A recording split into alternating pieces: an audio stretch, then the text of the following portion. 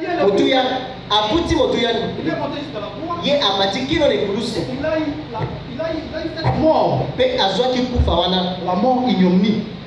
Kufa oya mpasi. Aucune personne n'a payé le prix pour vous. Moto moko te afutaki motuya pona bino. Alors ne soyez pas redevable à une personne. Na bongo yo zali na nyonga moto te. Ce sont les pasteurs des groupes de prière. Ezali nde ba pasta ya bitonga na mabodi. Ils prennent la suprématie dans les croyants. Obali ko so bokonzi bipondo Pour les dominer. Pona kokonza bango. Tu vois les mamans, surtout les mamans, moni mingi ba maman dans ces églises là, kati na biglesi wana très soumises au pasteur. Bango bazana ko misoke me pa na mobateli.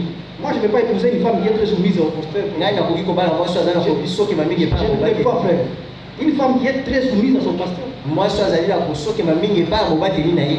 Un enfant qui est encore dans la maison très soumise à son pasteur et à sa maman. Moi no azali kati na ndako ye azali ko okela nde pasteur ni ko likabo na ye. Ezali na likambo ezali. Ce sont les gens là qui viennent avec une crainte qui sème dans les croyants. Et ezali bato bazali koya na bobangi moko kati na bandimi. Vous savez, la prophétie qu'on a donnée dans les groupes de prière, c'est pour flanquer la peur. On va prophétiser sur vous quelque chose qui va vous faire peur.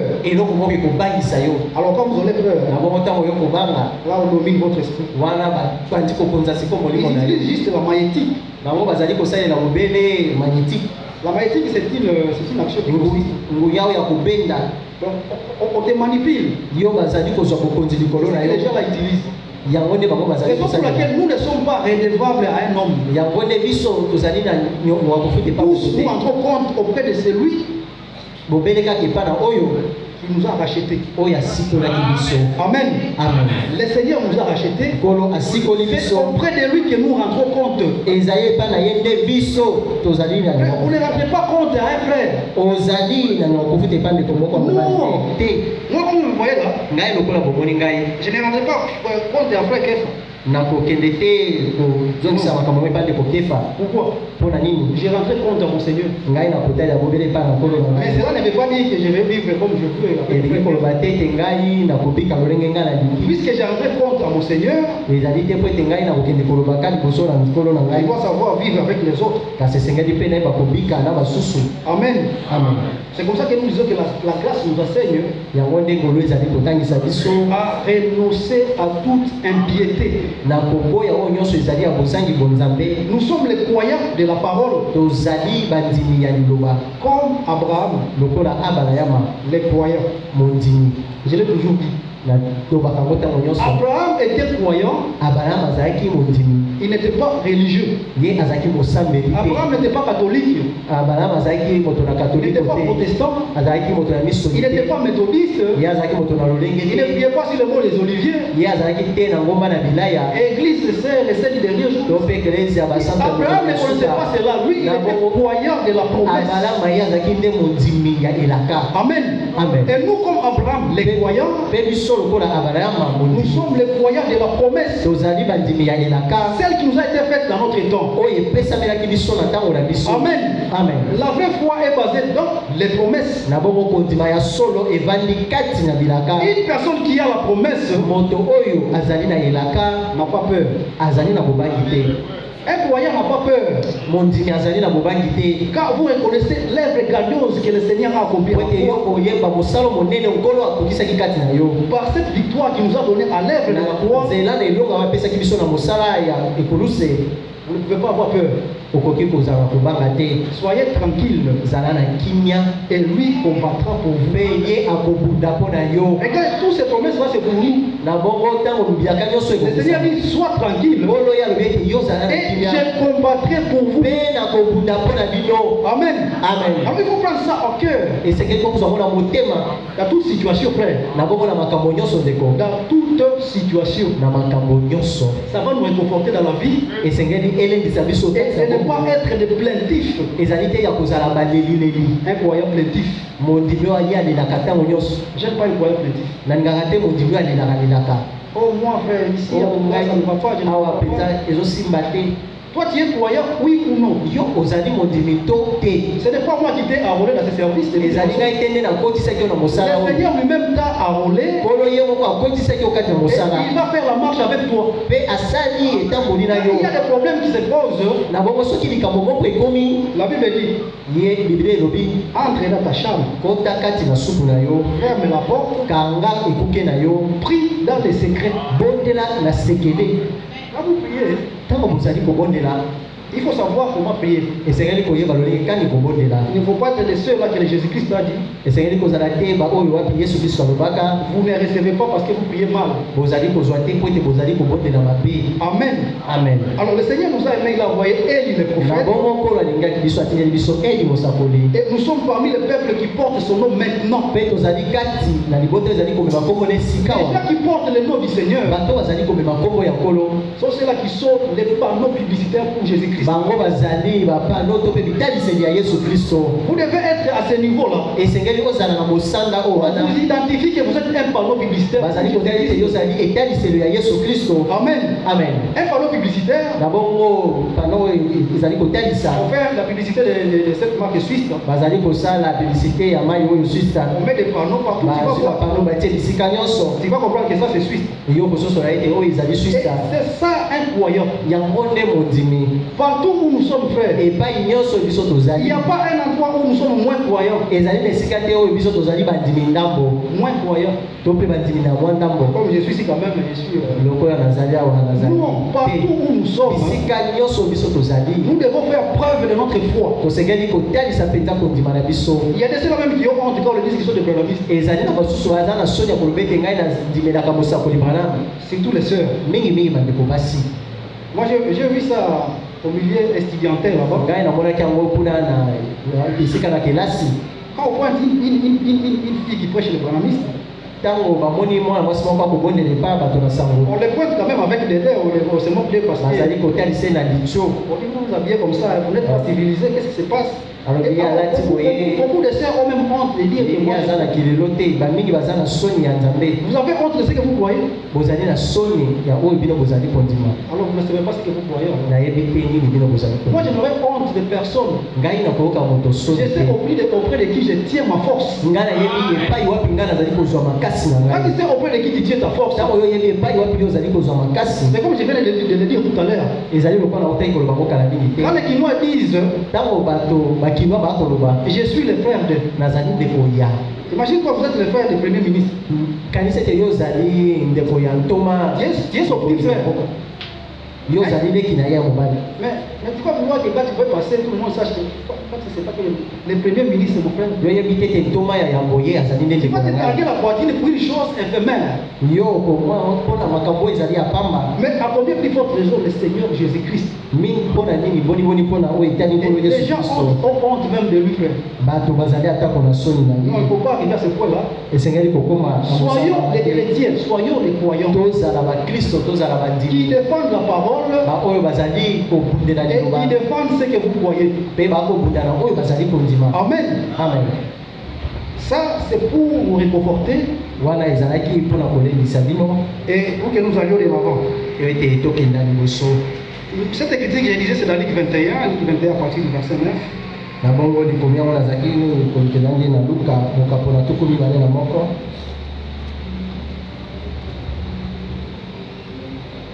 Car vous entendrez parler de guerre et de soulèvement.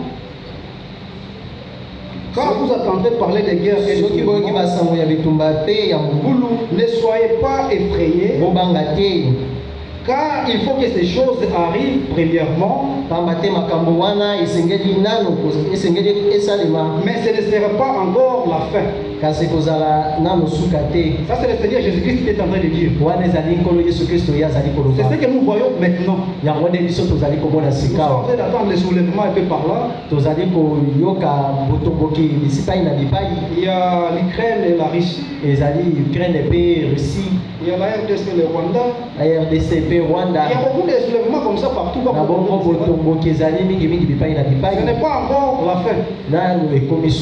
Alors il dit au verset 10. Alors il leur dit, Une nation se lèvera contre une autre nation. Et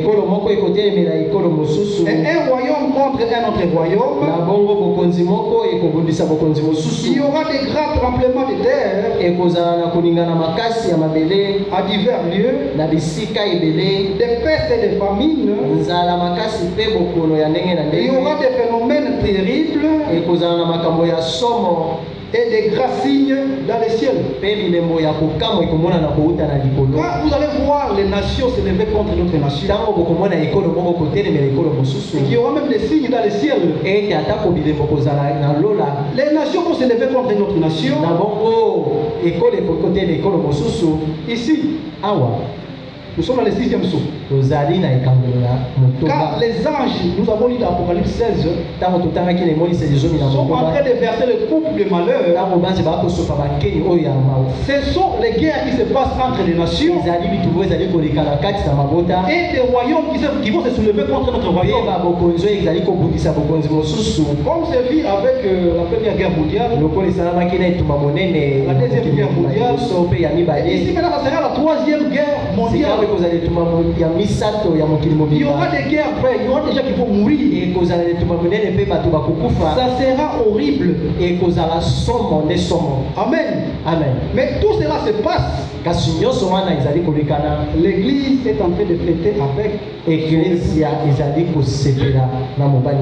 au ciel. C'est comme ça que le Seigneur a donné cet ordre aux apôtres que je ne prendrai plus du fruit de cette vie jusqu'à ce que j'aboirai avec vous au ciel. Amen. Amen. Là au ciel nous boirons pas du jus. On va boire du vin.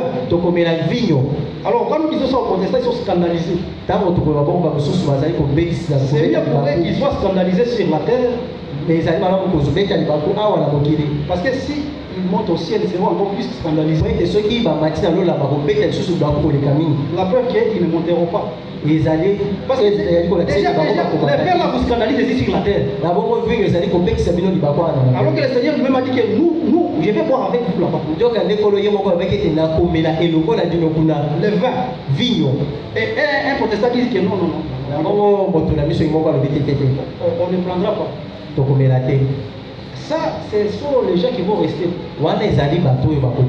Nous qui irons dans l'enlèvement, nous savons que nous prendrons du vin. Même si tu ne prends pas ici sur la terre. Comme moi. Moi je ne prends pas.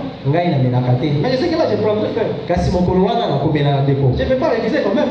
Je ne vais pas dire au Seigneur, moi j'ai des principes, je ne prends pas. Non. Je prendrai frère. Même si ici vous ne prenez pas, là vous prenez. Vous prendrez frère. C'est le Seigneur qui l'a dit. Et c'est pour la fête des noces. Quelle est la noce si il n'y a pas de vin? Puisque c'est la fête des noces, il va falloir que le Seigneur dise cette parole. Et je ne prendrai plus ici. Parce que j'aboirai là-bas. Amen. Amen. Nous sommes les bienheureux. Je ne sais pas si les frères comprennent cela bien. Ce que le Seigneur a fait pour nous. Regardez d'abord là où nous étions. Je l'ai toujours dit, nous étions sans Dieu. Nous n'avions pas d'alliance. Nous n'avons pas même de prières. Vous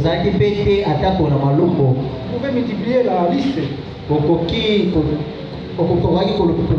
Mais nous comme Rite, la Moabite, qui avait suivi Naomi, et il a dit à Naomi, elle a dit à Naomi ceci, ton Dieu sera mon Dieu, et ton peuple sera mon peuple. Amen. Amen. Et le Seigneur Jésus-Christ a fait en sorte que tout ce qui était dû pour Israël, c'est devenu pour nous. Amen. Amen. Parce que nous avions dit l'autre fois que le Seigneur les a endurcis. Le Seigneur a endurci Israël pour nous sauver, afin qu'il soit excité à la jalousie. Amen. Amen. C'est comme ça qu'il les a aveuglés d'abord. Jusqu'aujourd'hui. Jusqu'aujourd'hui, l'Israël est aveuglé. Raison pour laquelle le frère Etienne a dit tout à l'heure que le Seigneur va envoyer les deux témoins. Il va envoyer les deux témoins, Élie et Moïse. Ce n'est pas que Élie va ressusciter. Ce n'est pas que Moïse va ressusciter. C'est l'esprit de ces hommes-là qui vont conduire les deux témoins. Parce que l'Israël ne croit seulement à leur prophète. C'est comme ça que le Seigneur va envoyer les deux témoins pour leur prêcher. Amen. Amen. Et dans la première moitié de la dernière semaine, il prend 3 ans et demi. Regardez les merveilles de Dieu. Pour son peuple, il fixe 3 ans et demi. Mais pour les nations, regardez les temps que nous avons déjà parcouru depuis le 2023. Et c'est comme ça que Pierre a dit, le Seigneur est patient. Le Seigneur est patient. Et reconnaissez que sa patience, c'est votre salut. C'est dans 2 Pierre. 2 Pierre, je crois.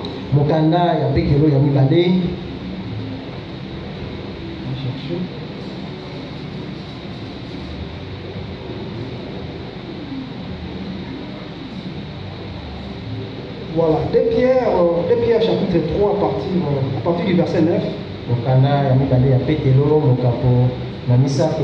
Le Seigneur ne tarde pas dans l'accomplissement de la promesse, comme quelques-uns le croient. Mais il use de patience envers vous, ne voulant pas qu'aucun périsse, mais voulant que tous arrivent à la repentance. Amen. Amen. Le jour du Seigneur viendra comme un voleur. À ce jour-là, les cieux passeront avec fracas. Les éléments seront embrasés. Donc les éléments embrasés se dissoudront. Et la terre avec ses œuvres qu'elle rafferme. Nous avons lu ce passage dans Apocalypse 6. J'ai suivi la lecture. Dans l'Apocalypse, il soit dit que le ciel va se retirer comme un livre enroulé. Il dit aussi que le jour de l'Éternel viendra comme un voleur. Le jour de l'Éternel. Le jour de l'Éternel, c'est le jour de la colère de Dieu. Alors les cieux vont passer comme un fracas. Les cieux vont passer. C'est ça que dans le 6e psaume on dit, les cieux se retireraient comme un livre roulé. Alors avant que les jours ici arrivent, le Seigneur est patient. Ne voulait pas qu'aucun périsse, mais que nous arrivions à la repentance. Amen. Amen. Le Seigneur veut que vous arriviez à la repentance. Amen. Amen. Mais c'est quoi la repentance? Nous avions dit que la repentance est différente de la pénitence. La repentance, quand nous regardons selon les Écritures, Pierre dit ceci aux gens, aux pharisiens, aux autres. Le Jésus que vous avez crucifié, le Seigneur l'a fait Christ. Et Seigneur. Amen. Amen. Alors les frères là se sont étonnés. Oh frère, que ferons-nous? Parce que nous avons amené à celui qui devait venir à la croix. Alors que c'est lui qu'on attendait. Que ferons-nous, Pierre? Pierre dit, répentez-vous. Repentez-vous. Reconnaissez que c'était lui. C'est ça la repentance. Reconnaissez que c'est lui qu'on attendait. C'est lui que vous avez crucifié. On l'a fait Christ et Seigneur. Alors, puisque vous avez cette compréhension, repentez-vous. Amen. Amen. La repentance est liée à quelque chose que le Seigneur va accomplir. N'est-ce pas ça, frère Etienne? Quand vous comprenez ce que le Seigneur va accomplir dans votre temps, vous reconnaissez les jours et les messages, alors vous vous repentez. Et le Seigneur met son esprit en vous. Alors cet esprit vous conduit dans toute la vérité. Amen. Amen. Nous sommes conduits dans toute la vérité. Et nous sommes en train d'aller de connaissance en connaissance. Et cet esprit nous a éclairés. Aucune personne ne peut nous tromper sur ces choses. Et je ne crois pas qu'aucune personne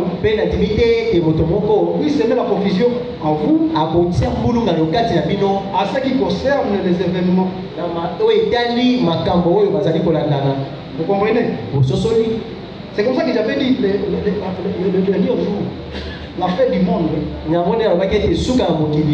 n'est pas demain. D'ailleurs, le Seigneur ne revient pas demain.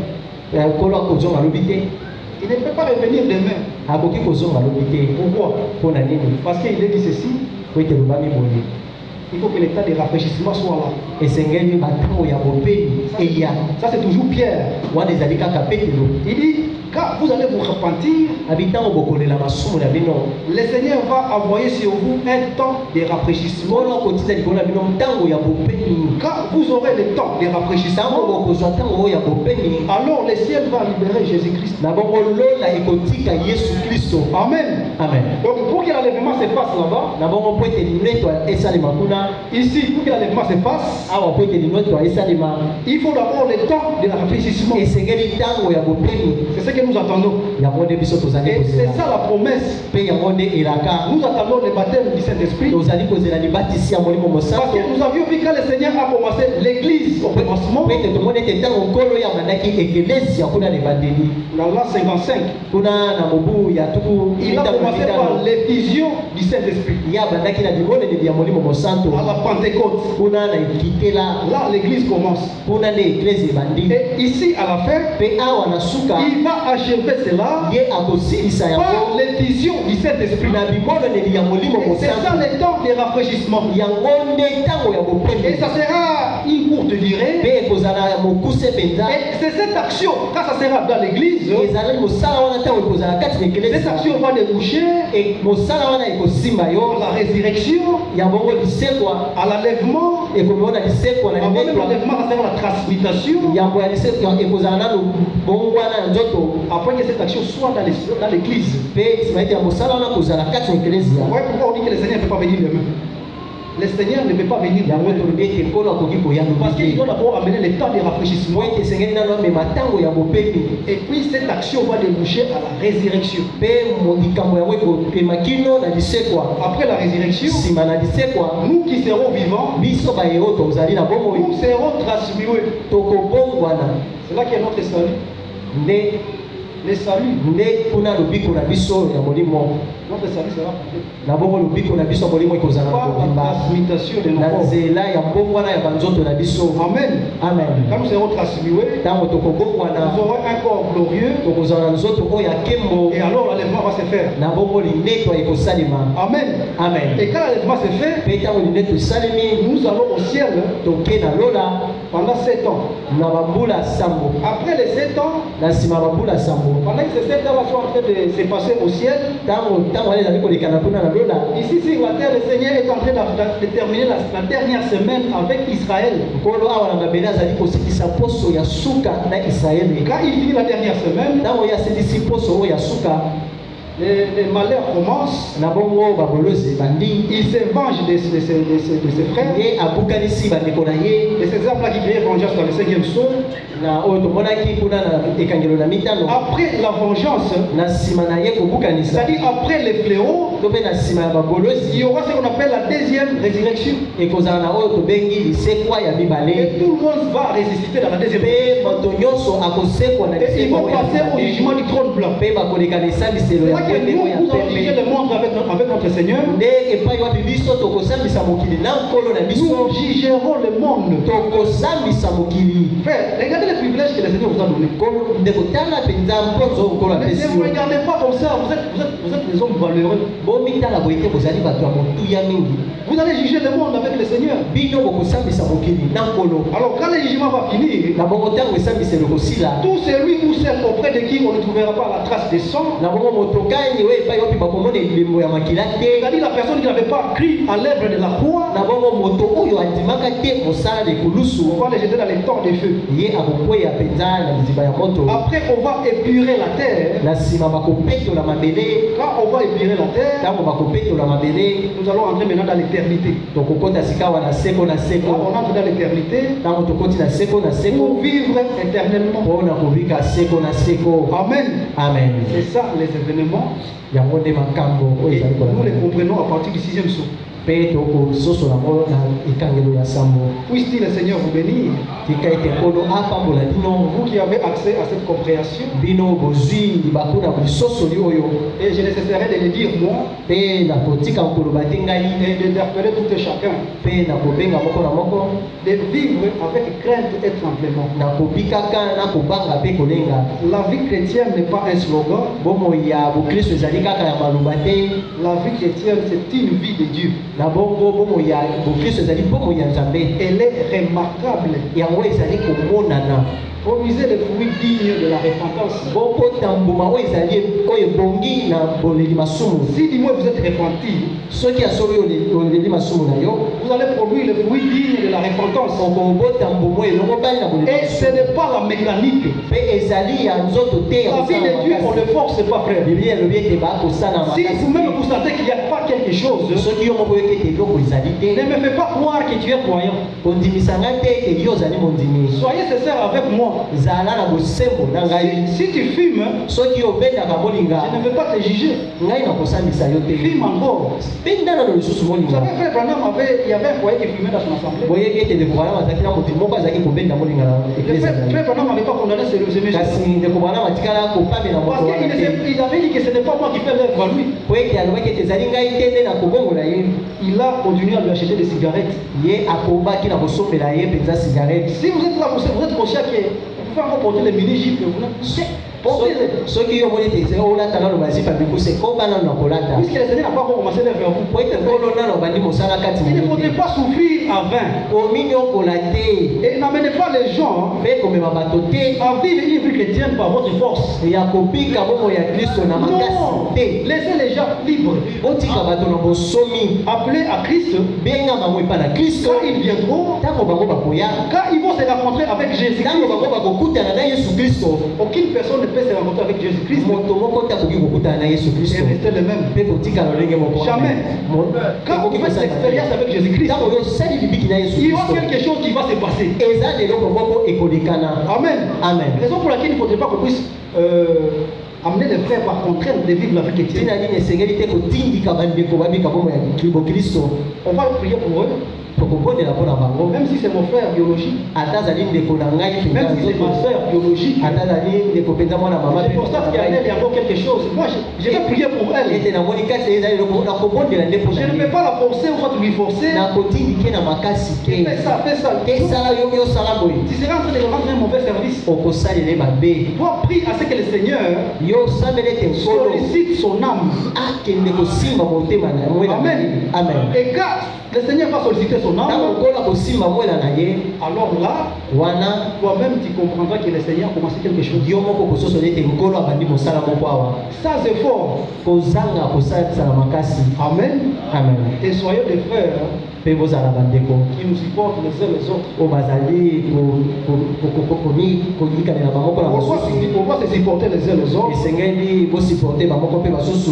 Parce qu'il y a toujours des faibles parmi nous. Wete bato na bolembo bazali kati na biso. Puisqu'il y a des faibles parmi nous, wete zali na bato na bolembo kati na biso. Nous devons nous soutenir dans la marche. Esengeli ko pesa na misongi kati na botamboli. Mais en disant cela, kasi na kolobaka yango, je ne suis pas en train d'encourager les frères. Nazali ko pesa kotindika bande côté ou les sœurs. Topé bande ko mibali topé abasi. Les récupérer à Miniji.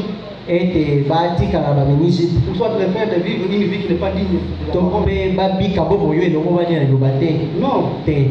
Vous pouvez quand même faire semblant. Pour ne pas scandaliser les autres. Quand vous venez à l'église, vous savez que vous-même, vous n'êtes pas, il n'y a pas quelque chose.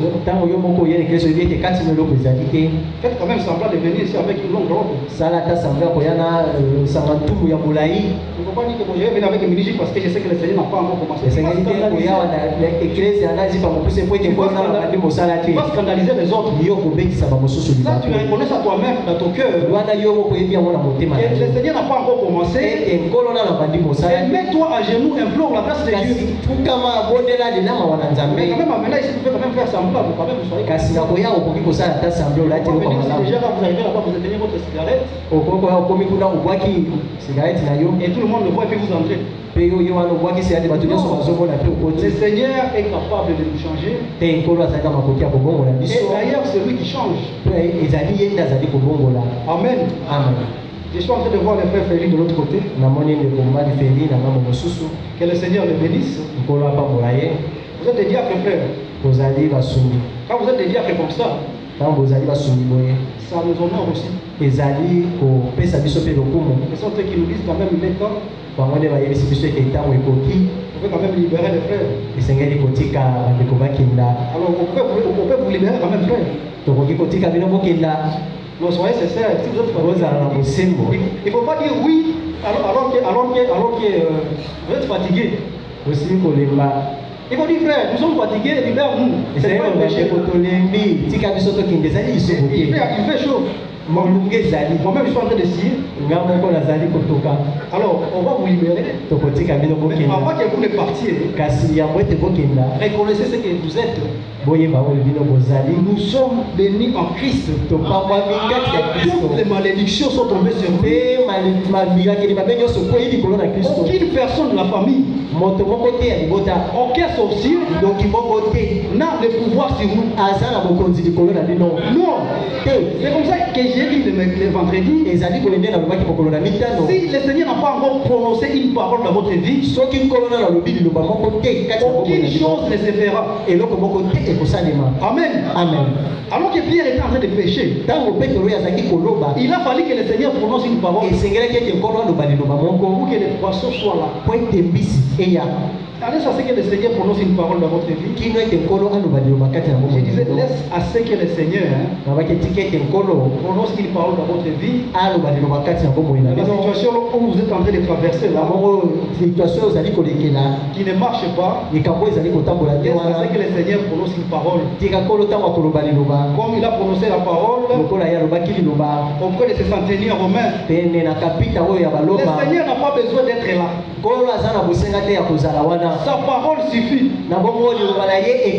Amen. Amen. Les centeniers romains a dit, j'ai un malade chez moi. J'ai un malade chez moi. Alors, je ne vais même pas dire d'arriver chez moi. Prononce juste une parole. Et il sera guéri. Et Jésus-Christ a prononcé une parole. Et cet homme était guéri. Amen. Amen. Et c'est ce que le Seigneur prononce une parole dans vos vies. Il prononce la parole dans vos familles. Il prononce la parole dans votre travail. Pour les domaines de votre vie. Que le Seigneur prenne la prééminence. Et que nous soyons dans la joie. Pour sa gloire. Que le Seigneur vous bénisse. Et qu'il vous fortifie. Au nom de Jésus-Christ. Lui qui nous a aimés. Shalom.